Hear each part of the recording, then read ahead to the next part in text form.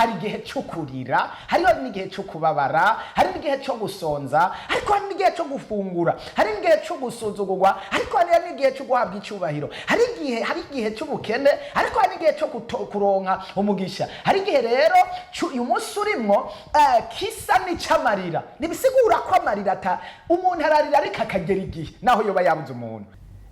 Iyo ntaza kwicisha bugufi amategeko wampa sinari kuyumvira, nari kuvuga ati kameme ndi umugabo, ari jewe ngaba urugo, ari jewe nyene urugo, arambwira ngo saa moya mbe nashitse. Mugabo jewe icyatuma nicisha bugufi nuko nabona ko sheri wanje atari we mubi, mugabo muri we harimo ikintu kibi, kandi ntegezwa kugwanya icyo kintu nkoresheje strategie zose. Ndamwiruka inyuma yo bayagaragenze, naramaze umwanya ndiko ndibaza nk'iminota nka 30. Ndavuga ati noba ngayitse kweri, shetani antware ambuze igikorwa, ambuze umurimo, asambura urugo ndiko ndaraba ndiruka ndamujaka inyuma ndamusanga ahantu mu mayirabi, ndamubwira hagarara, arahagarara. Ndamubwira none by'ukuri habaye iki? Ngo yandagiye basi nokora iki kugira nigiki cyakubabaje, je no gukorera iki kugira ngo bamahoro? Ndaburi ikintu na kimwe, ndafukama ndamubwira ngirira imbabazi mva. Wewe ukagumurondera wenyene, ufise umuryango, afise umuryango awusiga ngaho ngo agiye mu bikorwa by'Imana, bakanyereka abandi bantu bari mu ngo ingene baba bangana. Jewe rero nkaca mvuga ati none koko aba bandi bagabo aca ndavyakira nyene nkabishira mu mutwe, bari mu ngo ariko wanje yagiye kandi ntiyanataje, koko ibyo bambwira bishobora kuba ari byo. Nkaca ndavyakira rero nkabishira mu mutima.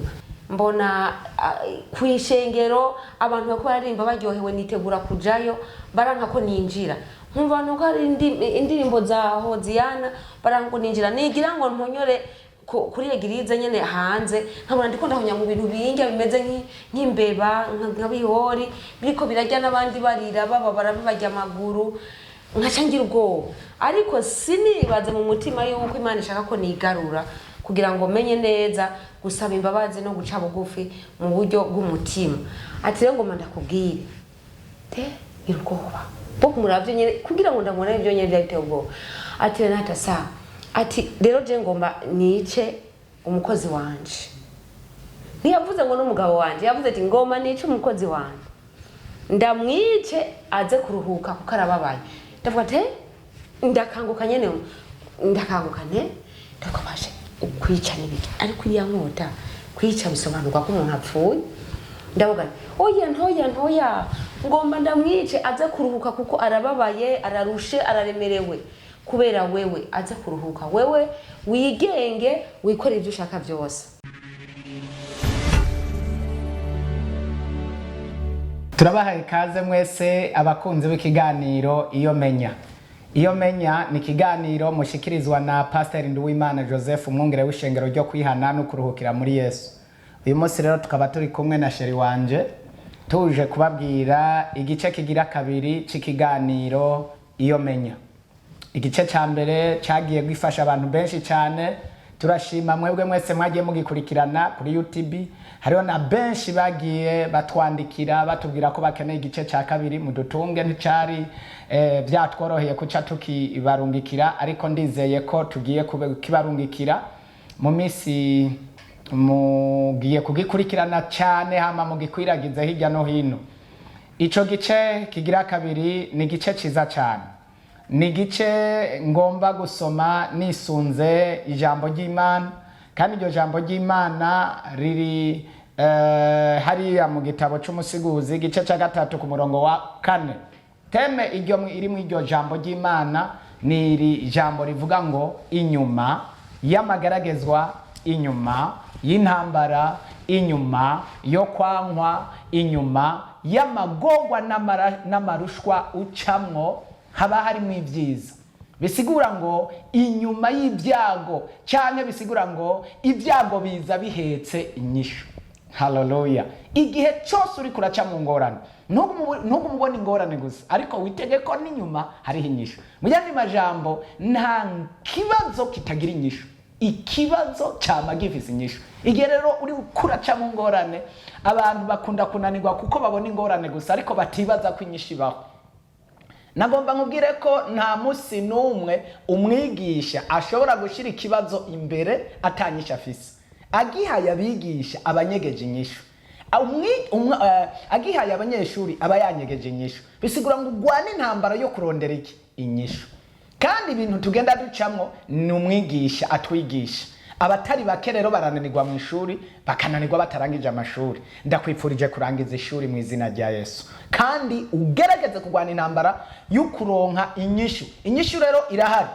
Mu majambo nagerageje kuvuga, twarashoboye kuvuga ko inyishu yo mu mageragezwa icyambere no gusenga. Ugusenga guhindura ibintu. Icyantabaye, icyatumye haboneka ibyiza, icyatumye umunsi ncitwa umugabo, icyatumye umunsi nitwa umukozi w'Imana, icyatumye umunsi nkisenga, icyatumye umunsi turi kumwe na sheri wanje, icyatumye umwanya nkifise ijambo mu rugo, nuko nagize amasengesho ahindura ibintu, amasengesho asenyura imisozi, amasengesho ntacika intege. Ico narakivuze ko gusenga guhindura ibintu, ugusema kurema ibitariho bikabaho, ugusenga gusenyagura imisozi. Isengesho ntiribora, isengesho ntiritakara, isengesho ntirizimira, isengesho ntirihomba, isengesho ntiripfa.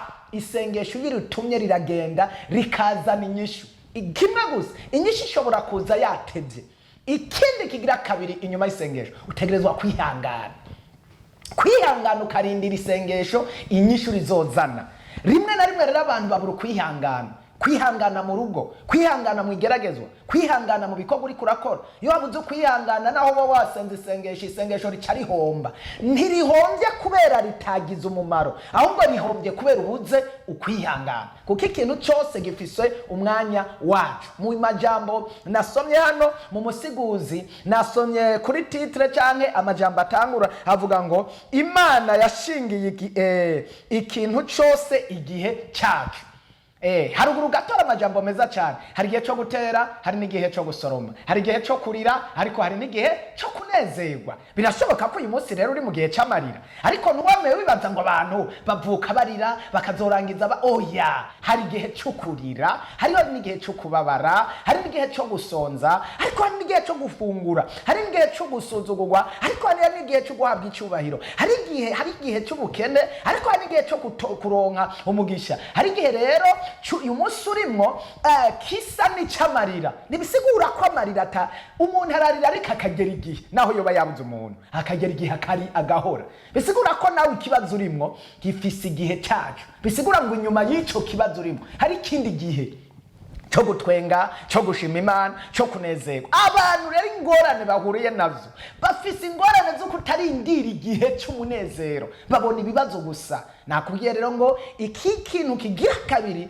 gishobora gutuma haboneka ibintu bigahinduka, kandi gusa isengesho ryawe rikagira ivyamwa, rikagira fruit, ni ukwihangana. Ikigira gatatu ni ukwizera. Kwizera yuko amasengesho wasenze ashobora gukora ibikorwa. Ukizera yuko amasengesho Imana uri kurahamagara ihari kandi ishoboye guhindura ibintu byose. Imana ishimwe cyane. Ugusenga rero kubuze ukwizera, ugusenga kubuze ukwihangana, byose bihinduka ubusa. Ariko iyo umuntu afise ukwizera, akagira no gusenga, akagira no kwihangana, bivyara umumaro munini cyane. Nuko rero reka dusome iryo jambo ry'Imana, hamampe kaze sheri nawe yongere abaramutse. Ariko ijambo rikomeye uno munsi nuko ndakuzana ijambo rivuga ngo inyuma y'ibyago, inyuma y'umubabaro, inyuma y'agahinda, inyuma y'ukwankwa, inyuma gusuzugurwa, inyuma y'ibyago, inyuma y'ikintu icyo cyose wobona urimo hariho iyindi nyishu, kandi inyishu iza ari nziza. Iyo umuntu atoye inyishu ku ishuri bamuha amanota, iyo umuntu atoye inyishu mu ihiganwa aronka amanota, iyo umuntu atoye inyishu ndakunda ijambo Yesu yavuze ngo ni jewe nyishu y'ibibazo byose. Inyishu zirahari. Mu yandi majambo, nta kintu na kimwe kitagira iki inyishu, nta bufindo na bumwe butagira iki inyishu, nta kibazo na kimwe kidafise inyishu. Kandi ingorane ziza zikoreye ibyiza biri mu ibanga, ingorane ziza zinyegeje, ziza ari ingorane ariko ziza zihetse inyishu. Iyo ntaza kwizera yuko inyuma hari inyishu, ntituba tukiri kumwe. N'abana tubyaranye, ico gihe twari tw'umwana wa mbere, none ubu tubyaye abana 11. Urumva uwo mugisha wabonetse inyuma yo kwihangana, inyuma yo gusenga. Yo Imana ishimwe, Imana ishimwe, Imana ihabwe icyubahiro. Nawe w'imbere yawe ikindi nabonye gikomeye nuko iminsi yose shetani we wakwereka ko bicitse mugabo ntiyigera kwereka ko hari inyishu. We wakwereka ko ibara riguye mugabo ntiyigera kwereka ko hari n'akanyana gatoyi ko kunezerwa, ariko umunezero urahari naho uyu munsi wowe uri kurarira. Imana ishimwe, Imana ihabwa icyubahiro. Rero ntiwihute guhuruduka, ntiwihute gucika intege, ntiwihute kuzazanirwa, ntiwihute kuvuga ngo ndananiwe karabaye silence. Oyaye, haracari ibyizigiro, nuko ijambo ry'Imana ryambwiye ngo haracari ibyizigiro naho igiti cocibwa, ariko ngo iyo cumbise amazi ngo kirasubira kikanaga. Hallelujah. Ndazi neza ndakuzaniye rero inkuru y'igice kigira kabiri nziza cyane, nziza kandi za kukuremesha. Ivuga ngo ibyago biza bihetse ibyiza, cyangwa amageragezwa aza ahetse ibyiza cyane. Reka iri jambo ku murongo wa 4 ku murongo wa 4 gatatu, umusigozi 3-4 haravuga ngo igihe cyo kurira n'igihe cyo kutwenga, igihe cyo kuboroga n'igihe cyo kubyina, Imana nishimwe. Hari igihe narimo cyo kurira, igihe narimo cy'amaborogo, cyo kurazwa hanze, cyo kubura iyo nja niyomva, nkasuma sindare ndiye kandi nasumye. Ibyo ni bihe by'ingorane by'umubabaro. Nasumye, natanze rasiyo, natashe mu nzu yanje, nkaca ndara hanze, nkaca ndara muri saro, nkaca ndazwa inyuma, nkavomesha amazi sindayoge, nkayamenako, bakayamenako. Mwarabyumvise mu gice cya mbere. Ariko hari igihe, ubu hari igihe cyiza cy'umunezero, ubu hari igihe cyiza, ndakubwiye ngo hari igihe cyiza. None icyo gihe nari mu ngorane, icyo gihe cyiza cyari hehe? Ibaze nawe, iki gihe cy'umunezero, iki gihe tumerewe neza na sheri, iki gihe twumvikana, iki gihe duhuza umutima n'inama, iki gihe twibereye nk'abamarayika, cyari hehe? Bisigura ngo uko biri kose igihe cyiza cyamaho, kiriho, kirahari, kandi ndakwifurije kuwihangana kugira ngo nawe mu gihe cyiza. Nuko reka mpekaze umusheri wanje abaramutse abibwire, hanyuma tuce tubandanya ikiganiro cyacu kigira kabiri. Ego ndabaramukije mu izina rya Yesu Kristo umwami wacu. Nanje ndashimiye Imana data wa twese wo mu ijuru so kutwemerera ko dusubira kubashingira intahe cyangwa kubabwira ibihe byacu twabayemo. Ibihe byacu twabayemo ni ibihe byagoranye cyane kugira ngo tubeho natwe tunezerewe mu bihe nk'ibi turimo cyangwa ibyo tugezemo. Byaciye kure cyane gose, dutegwa na Shatani. Shatani idutera mu rugo nk'uko n'ubu Shatani ikiriho, iriko iratera ingo nyinshi, isambura ingo nyinshi, ariko bisaba kugumya umutima no kwihangana kugira ngo umuntu aneshe Satani cyangwa aneshe iyo geragezwa arimo kabisa. Hama rero cewe ubu novuga ko tugiye mu gice cya kabiri cyo gushinga intahe. Nibaza ko ngomba kubabwira iby'Imana yashikanye ko kugira ngo mbe ndiko ndababwira ibi Satani itashoboye kuyongobeza umutima wanje cyangwa ngo ihungabanye urugo rwanje rusambuke. Habayeho mwo bibiri, umwe yabayeho kwihangana, uwundi nawe byamunaniye kwihangana kabisa. Cewe na byarananiye kwihangana. Urashobora gusoma ijambo ry'Imana? Ego hari ijambo ry'Imana novuga ko nishimikije cyangwa n'ubu najyanditse mu mutima wanje kugira ngo nshishikare kunesha Satani cyangwa ayo mageragezwa yari yanteye. Ni ijambo riri muri Zaburi igice cya mbere rivuga ngo hahirwa umuntu atagendera mu nama z'ababi, aticara n'abacokoranyi, ibimuhimbara iri mu byagezwe by'Uhoraho. Urakoze cyane. Hama iryo jambo rero ryakwigishije ibi, ryaranyigishije kugendana n'abantu, ko umuntu akwiye kwicarana n'abantu bakijijwe cyangwa akwiye kugendana n'abantu bamenye Imana cyangwa umuntu akwiye kumenya abantu bagendana abaribo naho baba badakije ukamenya abantu bagendana abaribo badakijijwe. Okay. Hama rero Imana irampa iryo jambo ryaramfashije kugeza n'uyu munsi rikimfasha. Ni ukuvuga ikiganiro cyawe kiri mu bantu babi bagiye baguteza ingorane mwagendanye wabita beza akaba aribo bakononye. Mu gice cya kabiri twerekana ingene marayika yatugendeye kugira ngo dushobore gusubira ku bana. Twaravuze neza ingene marayika yaje, reka mvuge mu make ingene je marayika yasanze, hanyuma nawe uravuga ivyagufashije. Ndibuka umunsi marayika ashika ku buzima bwanje niwo munsi wari wambwiye ko wampaye condition canke icyagezwe kidasanzwe yuko ntegerezwa kuba nashitse muhira isaha 12 zo ku mugoroba. Byari bivuye ndavyibuka hageze igihe ungora mu buzima bwa misi yose mu bijanye n'amategeko wampa, wansaba ko mba nashitse saa moya, nanje n'abandi mu bikorwa by'Imana ntivyakunda ko nshobora gushika kwayo masaha. Nasanze mw'iki kintu cyo kubana n'umuntu nariko navuze kwihangana, navuze kwizera, navuze no gusenga, ariko hariho n'irindi jambo numva ryiza cyane ryo kwicisha bugufi.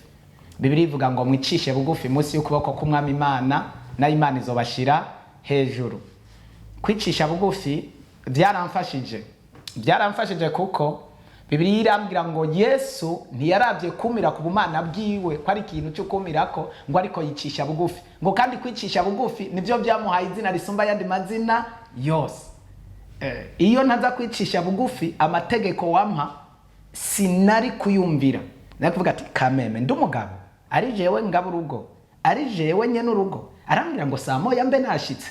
Mugabo jewe icyatuma nicisha bugufi nuko nabona ko sheri wanje atari we mubi, mugabo muri we harimo ikintu kibi kandi ntegezwa kugwanya ico kintu nkoresheje strategie zose. Ari gihe sinzi umenga n'abaswahili baciye umugani mu Kirundi ngo dawa ya moto ni moto. Ariko mu ijambo ry'Imana numva novuga dawa ya moto ni maombi. Change dawa ya moto ni kunyenyekea. Change dawa ya moto ni imani, kugira ukwizera.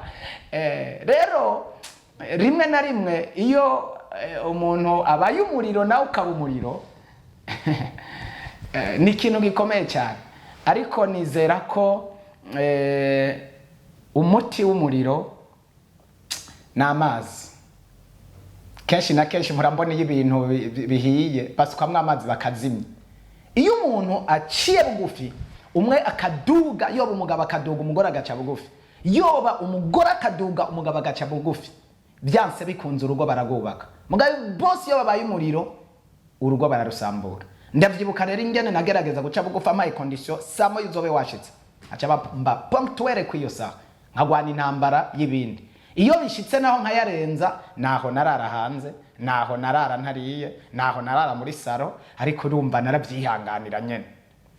Ndibuka ntakekeranya ko nigeze kubabwira ko nahatswe kubomora urugi, ariko Imana ikantabara. Rero igice kigira kabiri aho marayika yaje, Shetani yongeye kumukoreramwe mu rwego rukomeye cyane, amha condition mbere aratekera ibintu. Byari bivuye hehe? Yaratekeye ibintu. Aratekera ibintu aravuga ati je ndagiye. Madamu wanje turamaranye imyaka irenga 30 na sindigera ndamugikinuma, sindamukubita ikofe, sindamuvuma mate. Ariko aragera igihe ngo aratekeye. Aragiye. Agenda ndakubiswe, agenda tatutswe, agenda. Aho hose no kuvuga Shetani yari karangwanya kugira ngo uyu munsi sinzobe ndiko ndabashingira intahe. Yari karangwanya kugira ngo umunsi sinzobe ndi mu rugo rwanje. Yari karangwanya kugira ngo uyu munsi sinzobe mu bana banje.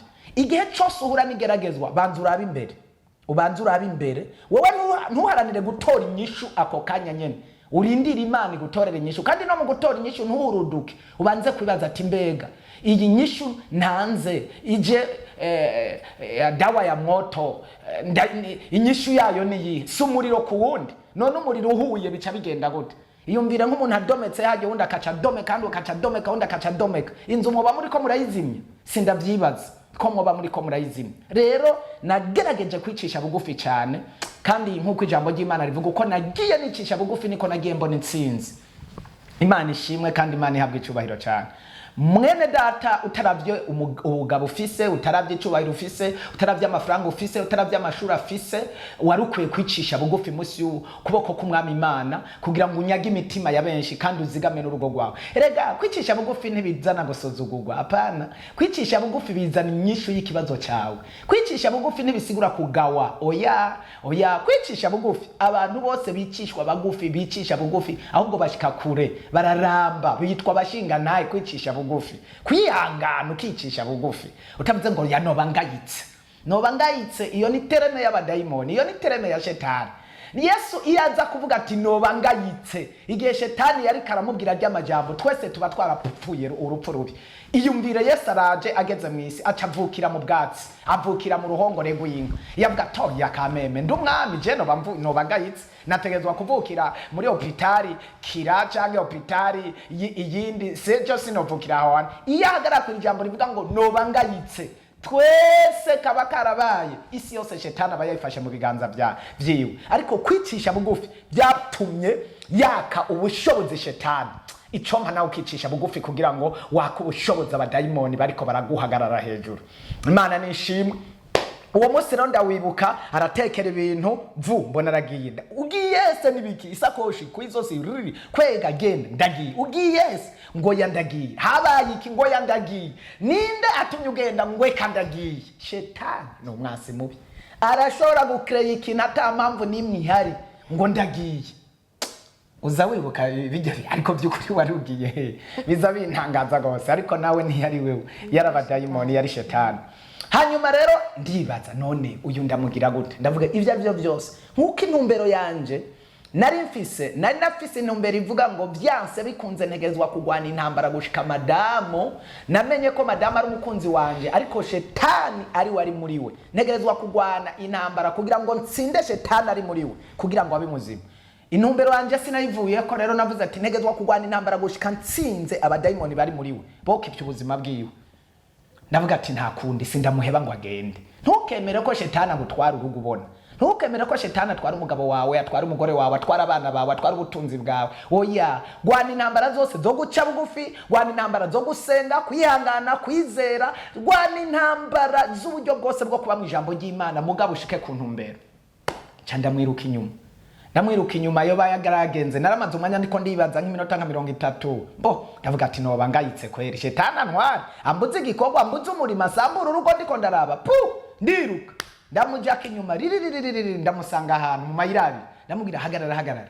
Arahagarara. Ndamubwira none by'ukuri habaye iki ngo yandagiye? Basi nokora iki kugira nigiki cyakubabaje? Je no gukorera iki kugira ngo bamahoro? Ndaburi ikintu na kimwe, ndafukama ndamubwira ngirira imbabazi mva. Subira mu rugo. Niriga watewe ntiwabimenye. Ngoya ndakwingize, ndakomya amashi. Subira mu rugo.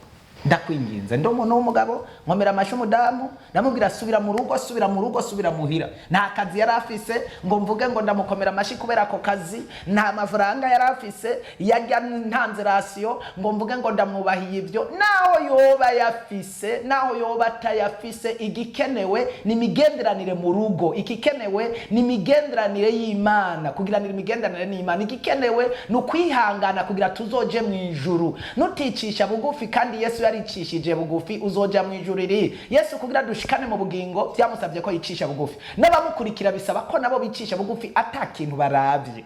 Wowe umurusha byose, wowe umurusha amashuri, wowe umurusha amafaranga, wowe umurusha ikintu cyari cyose, icishe bugufi kubw'ijambo ry'Imana.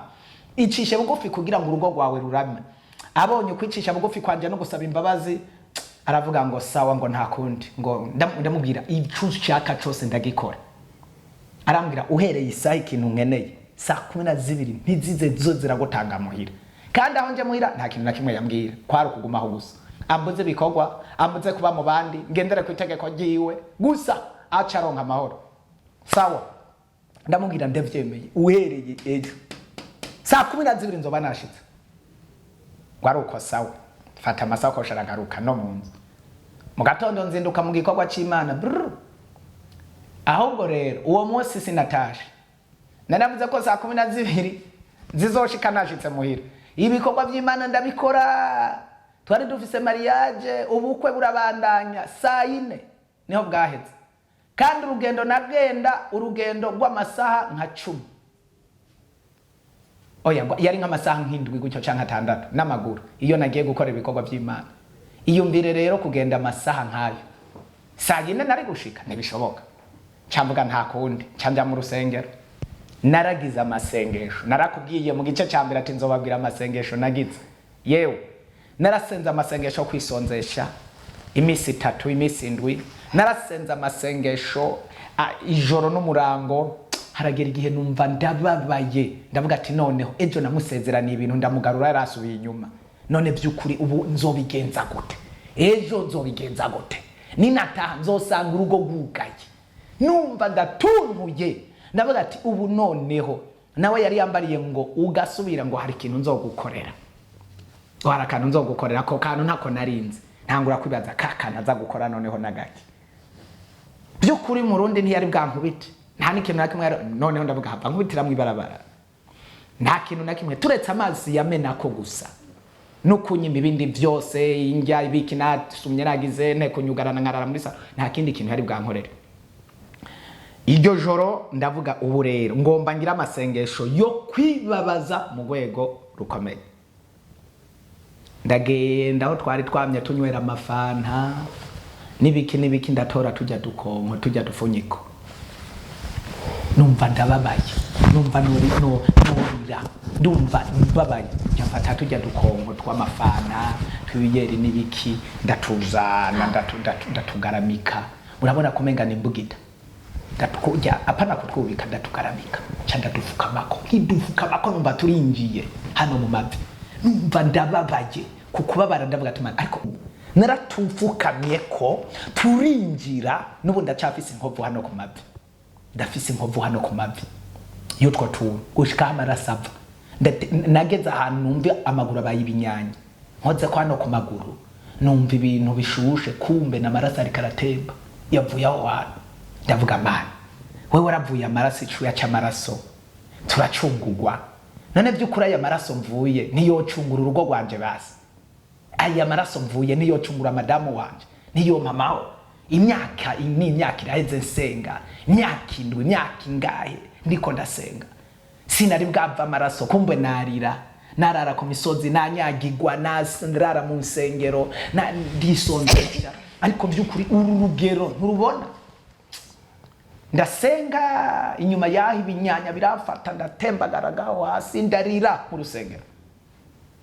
Ariko mu ijoro ndarota indoto numva ijuru rirambwira ngo gusenga kwawe ngo kwaduze ngo kubikwi ngo amasengesho yawe yaduze ngo abicibutse imbere y'Imana. Cyanibuka amajambo Cornelio yasenze hariya mu vyakozwe n'intumwa avuga nkayo. Cyanumva umuntu ambwiye ngo ndakwishuye. Cyanavuga ati uko byama byabaye ari uko nyene. Ubwa mbere numvise ngo ndakwishuye arota indoto naduze ntiyahindutse. Aranshaka arandondera arambura arabyura abantu ntiyahindutse. Navuga none ubuho Imana inyishuye gute? Ndavyakira ndashima. Inyuma yaho ndavyuka buraca nditegura nasengesheje kirte umutima utari hamwe. Mugabo nkaduza ukwizera nkavuga ati Imana yavuze ko inyishuye. Ndabizi ntibesha. Kandi uko biri kose naho bwa mbere yabimbwiye uko nkabona ibimenyetso kimwe nkabona n'ikimenyetso cya kabiri nkabona n'ikimenyetso cya gatatu iri ku kazi ahigejeje kora ndahazi ndahizeye ndazira za kunyishura. Iryo joro rero mu gatondo nditegura ndasengesha mpejeje gusengesha nitegura gutaha nkubitagaza goshi ku rutugu ndamanuka ku mugoroba ayo masaha yose abiratatane ndashika muhira. Nkishika muhira sanga marayika yaje. Imana iko ikurungikire marayika mu bihurimwo. Urakeneye marayika, urakeneye marayika. marayika yaje ibintu birahinduka. Erega bene data marayika aracakora nukuri pe, marayika aracakora kwa kundi yakora kuri ba Eliya, kuri ba Elisa, kuri ba Enoke, kuri ba Mose, kuri bande, marayika aracakora. Erega Imana nirahinduka ni yayindi nyene. Ndaza nkishika muhira ngeze nkariya nko ku metero nka 50 arambona umwana umenga niwe yambonye, umwana muto aca arabwira nyina wiwe ati mama nguriya papa mbona karaje kariruka karaza kahita karanyambira kanyakira isakoshi nikari kayishoboye mugo ndayifata turazana n'umutima uri mu mutwe ndavuga none biragenda gute, iherezo ry'ibi bintu aza kumfata gute, numva ubwoba bukomeye cyane gose. Ariko Imana ishimwe kandi Imana ihabwe icubahiro, marayika yari yaje. Naguma numva ubwoba mu rwego rukomeye cyane, numva ubwoba buca intege, ubwoba buca ivutu, nkumva by'ukuri ko ari bihe bitoroshe, ibihe bibi cyane. Hanyuma rero ndavuga ati yabwiye ejo ati hari ico nza kubona, ariko nca mbona nawe arasohotse araza mugabaza akurikira umwana atameze nkuko yahoraza, mbona asohotse atwenga. None hagomba nkorera ibara ariko aratwenga kujya no kwikamufura. Bijya bintu sinari bwabibona. Imyaka 7 atawitana sheri, atawutwenga, atawuvuga, ari intare, ari inzovu, ari umuntu w'igikoko cyo ngaho. Sawa, mbona raje aranyambiye ngo karibu. Mana yo mwijuru, ivyo ntivyigera bibaho. Karibu. Sawa, ndinjira mugabo umutima kwa ninjiye ngeze muri saro mbona imeza yuzuye amasorori, ibifungurwa bamabakure. Ana yanje ibi byo nibikira umugore agomba kumpasumu kamwe yambarira ngo hari ico nzobona. Imyaka iraheze ntabona injya nkizo, araje aranyakira ngo yambu karibu, arantwengera. Ndavuga ibi ni bya bindi nanje nzinjya nazonjya. Yambwiye ngo hari ico azakunkorera, amasezerano ari yo gutaha saa 6 naraye yonje bugorovye, yavuze ko arakena nzonkorera izi ndazijya. Sawa, mbona nicaye ngaho ndiko ndizizanya mu mitima nanguye gusenga nshima Imana, arambwira ngo karibu, ngo banze uje muri douche. Yewe ivyo birabaho. Navuga ati noneho karabaye, agomba motive neza na neza kugira sinanke kubijya douche. Wa muntu nipomera utuzi akatunsuka ko ngiye koga, yavomye amazi ambwiye ngo nje muri douche. Navuga ati reka je ndabi ivyo bintu. Nja muri chambre mfata escrime, mbona ndagiye birashika ndinjira muri douche ndoga, mbona ndagarutse. Ndaja tugeze muri chambre tutarafungura ibintu biringa, tugeze muri chambre ahita arafukama hasi atangura kurira, ambwira ati imbere yo kufungura banzumbabarire, banzungirira imbabazi. Mu buzima bwiwe kusaba imbabazi ntibyabaho. N'ubu nyene ndaza abantu turiko turavugana muriko murankurikirana batigera batsindwa, batigera basaba imbabazi.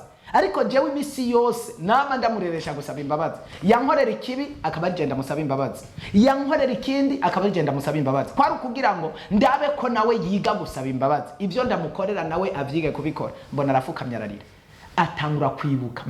Aravuga ngo narakubabaje, nagukorera ibintu byose bibaho, ibidashoboka n'ibishoboka, ndagusuzugura, ndakugaya, sinumva n'ingene no bikora, mugabo ndagusabye imbabazi, ndagusabye imbabazi. Ndamubwira habaye iki? Kumbe mw'iryo joro igihe nari mfukamye hano ndiko ndarira, Imana yariko irambwira ngo marayika araje. Kumbe marayika yaje koko, yamugendeye, yararyamye. Ivyo niwe wavyivugira. Nezera ko uvyibuka cyane ingene yakubwiye. Nivyo wavyivugira, marayika je yakubwiye gute? Ivyaguteye gusaba imbabazi? Eko marayika yarangendeye kabisa. Ico gihe nyene abansi babi ni babi nyene. Ni kumenya neza abantu mugendana kabisa. kubera kenshi jewe nari nk'umwana mu mutwe nk'uko hari abandi bantu bashobora kuba bari bameze nkanje ico gihe bashobora kuba ari abana mu mutwe mu buryo bw'impwemu cyane cyane. Hamaje kubera narumvira abantu ico gihe nyene barambwira ati kubwo aragenda ako kantu nagacishijemo wewe ukaguma urondera wenyene ufise umuryango afise umuryango awusiga ngaho ngo agiye mu bikorwa by'Imana bakanyereka abandi bantu bari mu ngo ingene baba bangana. Jewe rero nkaca mvuga ati none koko aba bandi bagabo nkaca ndavyakira nyene nkabishira mu mutwe bari mu ngo ariko wanje yagiye kandi ntiyanataje koko ibyo bambwira bishobora kuba ari byo nkaca ndavyakira rero nkabishira mu mutima. Ibyo byose byanshikira byo kutavuga ngo ndakugaburira bambwira ati ashobora kuba ati abagabo bagiye bajya handi bagenda bajya handi bajya ku bandi bagore bajya ku bandi bagore cyangwa bakaja mu bubare bakajya we nico gituma ukenye umerewe n'abari wowe uri kurarondera abo bana naho batangaho ukigira bijya bintu byose akora yoca biheba. Ico gihe urumva kubiheba waba uhevye igikorwa c'Imana kandi wabuguye ntaje nkumva ico kintu ko ari ico ariko nkaru iyo njoja nkabura iyo nzogenda nkabura kuko nari nateguye ko ntashobora kuzoja iwacu nzangara nkaja hariho hose nk'abandi ariko ntazoja iwacu kuko iwacu ntiwari bwankubite nta n'ikintu na kimwe wari wankoreye muri make ntiwari kuronka n'ico ubwira abantu ariko kukumvira abantu nyene numvira ibyo bambwira ati koko je nzohaguruka nigira ariko iwanyu ukavuga ati ngiyeyo nibambaza ngo ni nzovuga gute nzobigenza gute nyene nkumva umutima uzi ko hari abantu bameze gutyo ego nimba wowe byarakubayeko bizigura ko n'abandi boba bariho bariko baradukurikirana je nkumvira nyene amajwi y'abo bantu nkaca ndashira mu mutima. Hari n'abantu baguma bumvira amajwi y'abantu nimba wewe warabumviye hariho n'abandi baguma bumvira abagabo bakababwira ngo uriya mugore arasambana ngo nze ko ari ivyo akaca afata ingingo ngo uriya abagore bakababwira ngo umugabo wawe ngo agendana n'abakobwa ngo agendana n'abari agahita afata ingingo yataha ugasanga umunwa uri hariya telefone ngo mpa telefone turabe ngo ndababo mwamye mugendana ngo wa telefone ninde Yesu umwami w'abantu. Rero abantu ingo nyinshi rero ziriko zirasambuka mu bwo buryo ndibuka igihe kimwe ngiye kuco yari karavuga nyene ko Imana umumarayika yangendeye ubwa mbere yarangendeye sinashobora kumvira ubwa mbere yarangendeye mbona inzamba yavuze mbona kwishengero abantu bako baririmba baryohewe nitegura kujayo baranka ko ninjira nkumva nuko ari indirimbo za Hoziyana baranka ko ninjira nigira ngo mponyore kuri egirize nyene hanze nkabona ndiko ndahonya mu bintu binge bimeze nk'imbeba nk'abihori biriko birajya n'abandi barira bababara bibajya amaguru nkaca ngira ubwoba ariko sinibaze mu mutima yuko Imana ishaka ko nigarura kugira ngo menye neza gusaba imbabazi no guca bugufi mu buryo bw'umutima. Je nabona ati ibintu nibisanzwe kumbe Imana yashaka ngo nigarure nimenye kuko naringeze kure naringeze agiye ntumva ko nta muntu numwe jewe iby'imbabazi sinenze kubisaba by'ikigongo se nawe yataha akavangugurura narugura nkaswa nkugura gusa kugira winjire aje muri saro uwundi munsi ntatevye gatoyi atashe ndugurura acaja muri saro bukeye nca ndota mbona yaduze ndabwira abana ati papa yaduze yagiye mu ijoro nangamba ati mama papa yaraye ngaha no papa ntimubonye naho nabonye papa yaraye ngaha yazindutse yagiye ndanga kubemera nzi ko inzamba nyene yavuze yaduze twari twabivuze mu gice ca mbere yego barandibaza ko bashatse guca ku mayange kugira ngo bamenye neza ukuntu umumarayika yaje ico rero narimbabaye cyane barambwira ati iraba wewe ingene umerewe ingene umeze umugabo wawe n'ukuri kubona none uhoraba niyo yaroye bamushize ahantu kure ugiye gupfa nabi nyene bambwira byinshi nkavuga kandi koko rabiyo bamujanye ubuhongeye kumererwa nabi tise ngiye kuvyemera ati hera bujyana kanihitahira kandi nasengera hayi agataka rero no bamusegura ati azocaye bamuhira nanje nkavuga atego ibyo mumbariye nivyo rero buca ntekera ngende cyo gihe ntekeye naragiye ariko ndagaruka ndamuha amasaha rero tijewe urangaruye je ndemeye ndagarutse mu rugo mugabo je ndaguha amasaha yo gutaha uzoza utaha saa 11 itakurengana ni buri sinzeye arabyemera ati madame wanje je ndemeye amasaha yose umpaye mugabo ngiye mu gikorwa c'Imana cyo gihe rero acaragenda mu gikorwa c'Imana bari barambwiye ati rero ko agiye ho urabona hora kora hafi uragiye kure uragiye guhamuka ugiye gupfa nabi tipo nanje nyenda byakira ndabishira mu mutima wanje cyane cyane iyo umuntu yakira ibintu byose bisaba ngo wakira ibintu byose ariko umenye ibyo bintu wakiriye eske nibiki cyangwa umuntu akubwira ikintu eske kinambwiye nico ku mugabo wanje cyangwa nico ku mwana wanje ku bantu bamaze kuronka abana ariko bataronka abana benshi abantu bakiri bato barasambura ku buryo ari bato mu buryo bw'impwemu kugira ngo bakire agakiza. Rero jewe ico gihe rero ndamuha amasaha yo gutaha yaragiye aragenda nyene mu rubanza nkuko yabimbwiye avuga ati mugabo je sinzi igihe nza gutahira kuko je bantoye kuba umushinga ntaye kuvuga ijambo ndavuga nti ego ariko yasaha ntinze kukurengana agenda yaragiye nyene agenda mu rubanza mugabo kugaruka ndarindira yasana mubwiye mbona ntaje mbona saa 11 irageze size irageze saa 1 amasaha marageze nja kuryama mfise ishavu byinshi cyane mbabaye gose uganima ejo ikintu nzokora ntaco ndamenya na je ubwanje kuko nzokora ikintu kibi kuko amasaha twavuganye ntabwo yashikiyeko. Rero ico gihe bwarakeye bwarije nyene ndyamye ncandota mbona ncamura umumarayika araje ncamura umuco mwinshi cyane gose umuco sinokubwira mbona umuntu ari mu uwo muco acaramvyura ngo vyuka arampamagara mu izina ryanje yampamagaye gatatu Renata arampamagara nditaba ati vyuka ndavyuka nca ndicara ku gatanda nicaye mbona ngira ubwoba bwinshi kubona uwo muntu gusa mbona afise inkota ndende iva ikagera ku bitugu byiwe ati Renata nditaba ati saa nditaba nyene saa gatatu ati rero ngoma ndakubwire te irubwoba bwo muravyo nyene kugira ngo ndamubona ibyo nyene byabiteye ubwoba ati Renata saa ati rero je ngomba nice umukozi wanje ntiyavuze ngo n'umugabo wanje yavuze ati ngoma nice umukozi wanje ndamwice aze kuruhuka kuko arababaye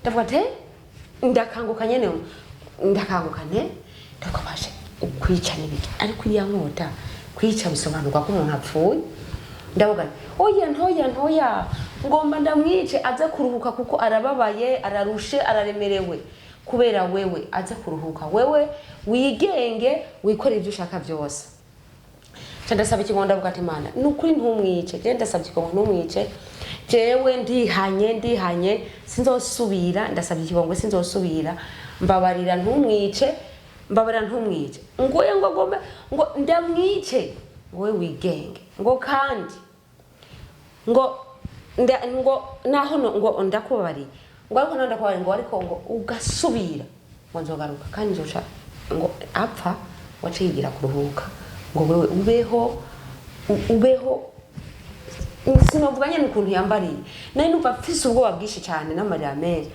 ubeho nyene wigenga ube ikintu cyo ngaho nyene uyerera ubikiyerera ndavuga ntoya ndasaba ikigongo ndavukama yambwiye amajambo 3 yongera ambwira yandi 3 abaragiye chanda sikira mvuga ati yo chanda kumbagara hasi ndugura nda muri saro tumbwira abana ndavuga ninabwira abana bagati mama kubera iki agomatugira ibi bintu mama so kuba ari ikintu ya ikibazo afise ntandaka kubwira abana tusubira mu cyumba ubwo nigira umugambi ati buca ngomba gutegura ibintu byiza mu gitondo ka saa 11 nzomwakira hama ndamusaba imbabazi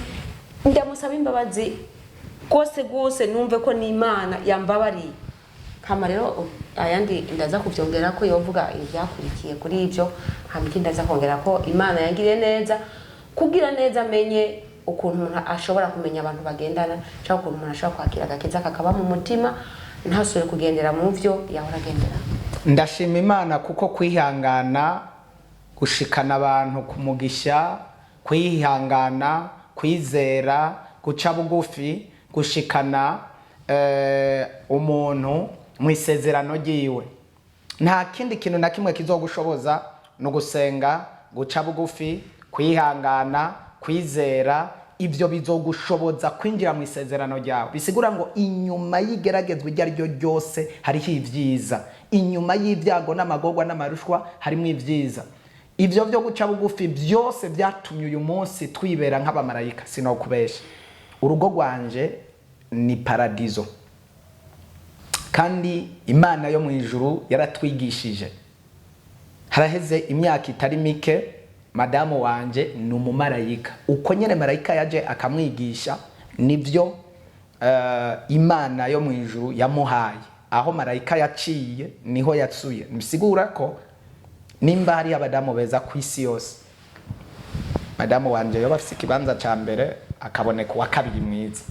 Kandi nuko nyene bimeze kuko niwe nzi kandi ndamuzi. N'umuntu kuva ico gihe ntashavura, kuva ico gihe ntiyidoga, kuva ico gihe ntashwana, kuva ico gihe ntiyiganyira, yojya, yo kwambara, to kwambara, yo burara, yo bwirirwa, nogenda nkateba, nogenda nkamara amezi, nogenda nkamara imyaka, akagenda ata kintu na kimwe nkagenda ataco ndamuhaye, araburara, kabwirirwa, bikamenya we, akamenya ngo umusheri wanje nta kintu afise, nimba atakimpaye nta gihari, aranzi, azi byose, nukuvuga arihangana. Kuko inyuma yaho twaciye mu bihe bigoye by'ubukene bukomeye cyane, duca mu bihe by'amageragezwa akomeye cyane, mu buri munsi yo kwambara, ahabura ibifungurwa, hakagira n'igihe ashobora guhenda abana bashonje, nagiye mu bikorwa by'Imana agafata amazi akarika ngo agomba gucumba,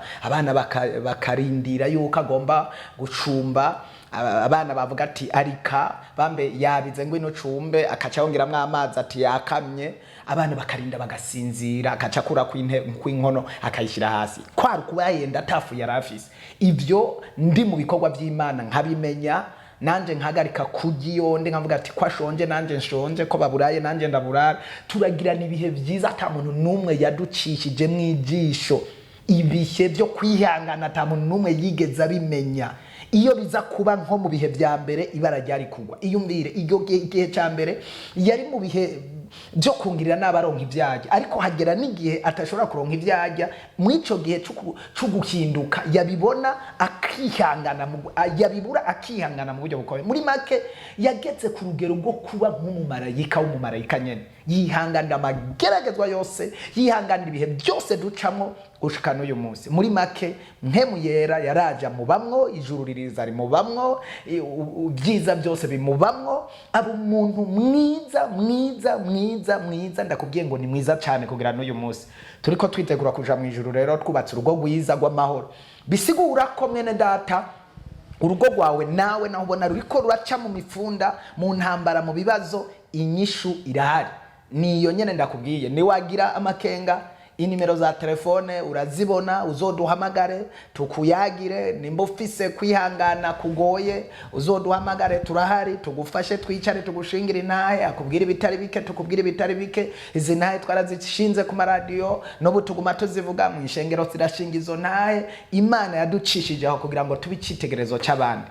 Imana igushoboze, ntukanguke kuko iby'ibihe urimwo, naho byo bimaze imyaka 5, 10, 15, ikintu cyose gifise umwanya waco. Inyuma y'ingorane urimwo haba hari igisubizo.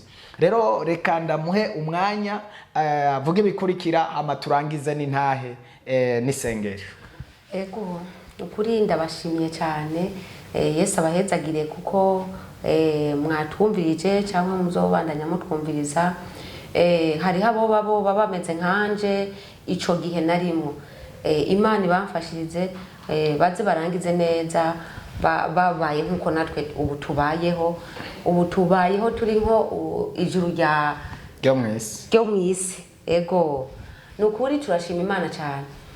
Jewe naciye ico gihe naciye nsaba Imana n'Imana, none ko babandi n'ubu baracahari, none nibo bazombwira bya bindi turagendana, bazoguma bakubwira ataciye hano ubundi, kandi bazobambwira ko aciye aha, bazoguma bambwira ko yakoze ibi, n'ubundi gume ndavyakira. None gamana sinzosubira muri bya bindi, ndibariza nibariza Imana. Hari igihe uremereye ukibariza Imana ati none gamana uri umwe, nta muntu umwe muba muri kumwe, none gamana je nokora iki?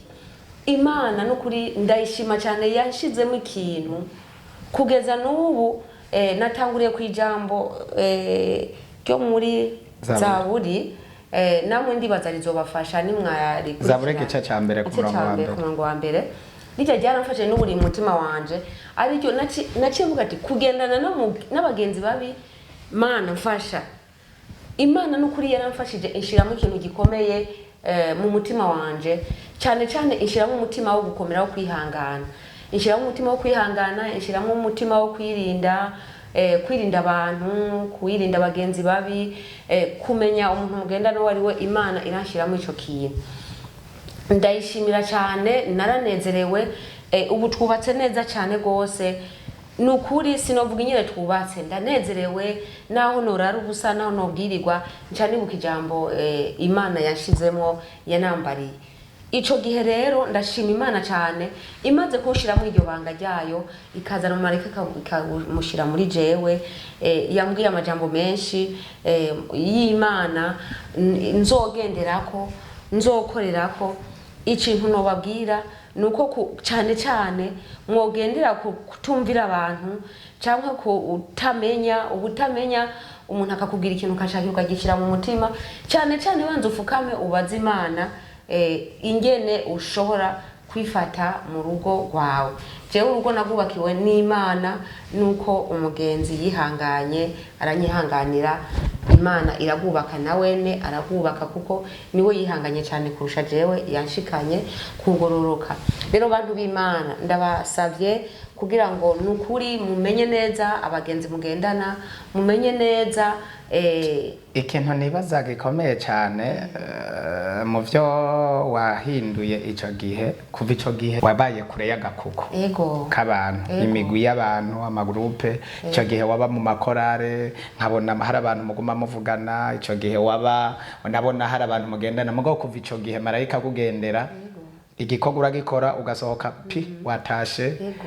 Usohotse mu rusengero nimba ari uwo muvugana wako kanya uba wagiye muhira, kwisoko ku rusengero, mu rubanza ivye migwi, amagrupe n'ibindi byose waciye bibakure. Nizera ko wabikoze kugira ngo wikingire amajambo menshi aguma abwiye. Nabikoze kugira ngo nikingire, kuko nubundi twaragendana, barampamagara abantu bakaguma mu busako naka bikagukura mu mavuta, umutima ukamuri hejuru. Ariko maze kubihagarika kugera n'abantu niberaho nyene nk'umumarayika. Uro nibereye nk'umumarayika, ndavuga nti Mana jesigaje ko unyishikanira mu bwami bwawe. Navyo kuvuga ngo umutima wanje urahagaze, ngo nabuze iki, ngo naraye ubusana, nabuze ico nambara. Yambwiye ati mwana wanje nzokwambika kandi mu bihe byose gushika gupfa kwawe. Imana yansezerana amasezerano menshi, nandi masezerano agiye mpagarika ngo agakuku, cyane agakuku.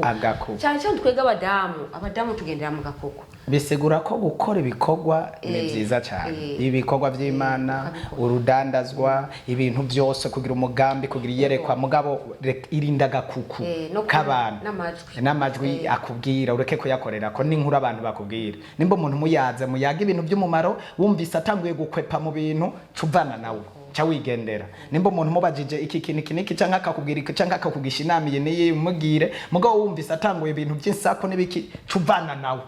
Nuko kumenya uko kuva mu gakuku, ubugrupe bw'abadamu murafise ikibazo. Uwe uguma wumva umenga aragukunda, aje kukubwira amakuru akubaka gufasha kandi arayo ko gusambura. Ubwo bugrupe rero ntiburi mu badamu gusa, no mu bagabo bariho, aho usanga bicara bateramiye ku mugore wa naka nisutwa, ku mugabo wa naka nikijuju, nafata ingingo, umugore yaramuhaye umuti, umenga baramuhaye ibiki, sinzi ingene ameze, umugore ni wa mugaba, umugore ni wa mutegeka. Iyumvire nka jewe, iyo babona uravye condition wampa, iyo nza kuja mu bagabo bakumva izo condition, nanje bavuga ati wewe uri kirofa, wewe nta mugabo urimwo, ahubwo wewe baraguhaye ishano, wewe baraguhaye ibintu, baraguhuritse, nta bwenge ugifise. Niko bari gukora, niko bari kumbwira. Ariko kubera nabaye kure yabo bantu, igeragezwa ryanje naribwira umukozi w'Imana ndongoye ati nsengera bimeze ukuntu wenyene gusa, naho nese abakozi b'Imana bari bose. Pasiteri wanje niwe nashobora kubwira, yandeze mu vy'imwemu, nkamubwira ingorane, hamakangira inama, akambwira ifatuku. Abandi bagenzi bose, naho nagira abagenzi dukundana cyane, sinigira ndamubwira ikibazo cyo mu rugo rw'iwanje. Nawe ni vyiza rero kutazurabwira abagenzi mukundana ngo yoguha inama uwo umubwira ngo umwibibanga azobibwira uwundi canka cahijya akakuzunguruka akashaza guha inkomezi wa mugore ameze ukunuko canka akakuzunguruka akashaza guha inkomezi bariko barakuvuga ukunuko kaca wumva ngo yanyararaje yansambuye. Ivyo nivyo byishe ingo zo mw'iyi minsi, kuvuga ngo ufise umugenzi ukamubwira uwo mugenzi akakubera umugenzi mubi. Bibiliya ivuga ngo abarundi baci mugani mu kirundi ngo kugendana n'abagenzi babi vyonona ingeso, mbere n'ijambo ry'Imana rirabivuga. Rero twogomba gusa n'aborangiza duhanuye abantu kuva mu gakuku no kugira no kumena amabanga y'urugo canke ibibaremeye ngo mubibwira abantu. Muri make no kubwira ko wobwira umukozi w'Imana wizeye, ukongera ukabwira Imana, ibindi ukagwana bucece ukazunguruka ucecetse nka kumwe kwa Bisirayeli bazunguruka Yeriko, hanyuma Yeriko igasenyuka. Numva nimba takende ufise tworangiza tugasenga. Ego orangiza ndabashimiye cyane. Imana ishimwe. Imana ibahe umugisha ko batwumvirije kandi ndazi ko bazohezagirwa ni nta yacu dushinze. Imana ibahe umugisha. Imana ishimwe kandi Imana ihabwe icubahiro kuri mwebwe muriko murakurikirana ikiganiro kivuga ngo iyo menya. Kenshi na kenshi abantu bafata ingingo bagahuruduka inyuma bakazokwibaza ngo iyo menya nari kuyihangana. Abantu bafata ingingo bagashavura bakavuga ngo dawa ya moto ni moto, inyuma yaho bakacavuga ngo iyo menya, bamaze kumva haraba abihanganye bakanesha. Iyo menya rero ni ikintu kiza wamaze gusesa, ni ikintu kiza watakaye, ni ikintu kiza wamaze guhomba, ni ikintu kiza uvuga ngo iyo menya kare nari kumvira, nari kugisha inama. Nico gituma iyo menya igira inama abantu kugira ngo basame batarasesa, bongere bizigame batarahura n'ingorane. Ikiganiro iyo menya nagomba ngo umenye Imana yo mwijuru. Iyo umenya ukihangana, iyo umenya ukagisha inama abaciye mu ntambara nk'izo bari kukugisha inama. Ndi hano rero, inomero za telefone muzozikurikirana ngaho, abakeneye inama, abakeneye ubufasha. Ego nizera ko ni nimero za madamu nazo muzozikurikirana. Ukeneye kubo gushingira intahe nazo bozishirako, uzozibona. Ukeneye ko yo gufasha kakubaka mbere akanagusengera, kuko inyuma yaho hari ibintu byinshi Imana yamuhaye kandi bifasha abantu batari bake. Iyo umuntu aciye mu gihe kigoye agikuramwo experience canke ubumenyi. Nta muntu numwe rero aca mu kintu ngo agitsinde abure ubumenyi canke uburambe, ategerezwa kugira ico yofasha abandi. Nimba Imana yadugejeje kuri urugero kwari kugira ngo igihe nk'iki dufashe ingo ziriko zirananirwa, dufashe ingo ziriko zirasubira inyuma, dufashe abantu bacitse ivutu, bihebuye, badendebukiwe, barushe. Ndababwira ngo Imana ni yayindi ntihindagurika, niyo kwizigirwa, ihora ari nyamahoro, ihora ari umwizigirwa, kandi nyuma y'ibyago n'amagorwa hari igisubizo. Reka turangize dusengera uyu muntu arushe ari mu mageragezwa. Mana ndagushimiye ko wabanye natwe, tugushimiye ko marayika yaje akaba inyishu y'ubuzima bwacu, akaba inyishu y'urugo rwacu,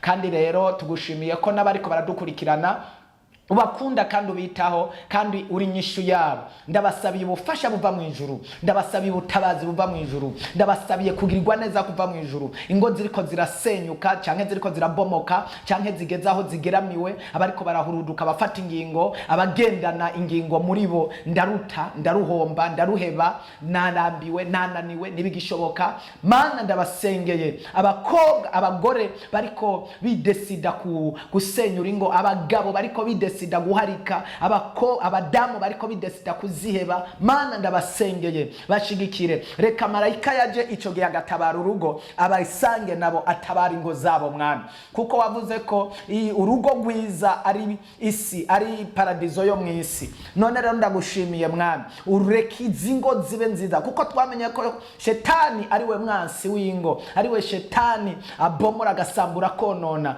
Ntanezerezwa n'abubaka, ntanezerezwa n'abakundana, ntanezerezwa n'abaroranirwa. Igihe cyose shetani yama ari umupinga yo gupinga ivy'Imana yasizeho. Imana yasizeho ingo ngo zibe mu mahoro, abantu baroranirwe, bavyare, barondoke, ariko shetani ari ku rugero rwo guhonanya no gusambura no kubomora. None turasenza Imana ngo Kristo Yesu ze wubaka ingo ziriko ziradukurikira, iziri mu iki gisagara, iziri mu iki gihugu cyacu, hagati mu gihugu, hagati hanze y'ibihugu, mu bihugu bitandukanye, muri Afrika, Iburaya. Ndafashe mpira ubushobozi bw'umwijima buriko burasambura ingo, ndasambura impwemu mbi zose za shetani, abateza amadevorce, abateza impwemu mbi zose, izo mpwemu mbi ndazisambura. Mwami ndasabye ubwiza bw'Imana n'imbabazi z'Imana n'ubuntu bwawe buzigama ingo, kuko ingo nziza aho abantu bari amahoro barasenga, ahari amahoro barahishurirwa, barunga ubumwe, bagera kure, bashika ku iterambere, bagira ku migambi ikomeye. Ariko byinshi biriko birasambagurika ubutunzi n'ibiki kubera